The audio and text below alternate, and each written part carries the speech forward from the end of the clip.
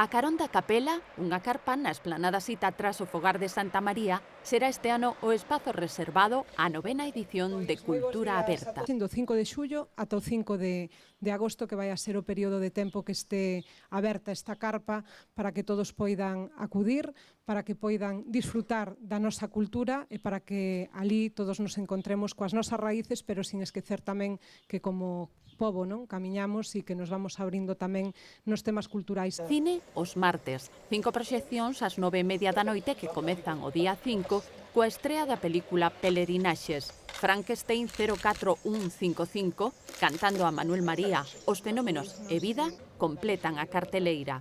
O director e a protagonista de Pelerinaxes, natural de Baralla, non se perderon a presentación do programa cultural no que se estrea a cinta. En Lugo rodaron varias das secuencias. Unha proxección baixo estrelas, con equipo da mellor calidade, para disfrutar desa historia que empezou 89 anos antes, porque o 5 de xullo do 1927 saíron da Praza de Ferro de Ourense Ben Xosé e Vicente Risco e Otero Pedrallo cara a San Andrés de Teixido, así que outra coincidencia máis, hai que aproveitar disso. Fomos un equipo moi pequeniño, fixemos unha viaxe, foi unha viaxe tamén especial para nós, a grabación de Ourense a San Andrés de Teixido, entón espero que mañá que a disfrutedes todos tanto como nos a disfrutamos cando estivemos grabando. Espectáculos para os cativos nos mércores miúdos que abrirán o día 6 ás 6:30 de Chipolatas. O xoves toca música, concertos a partires das 9 da noite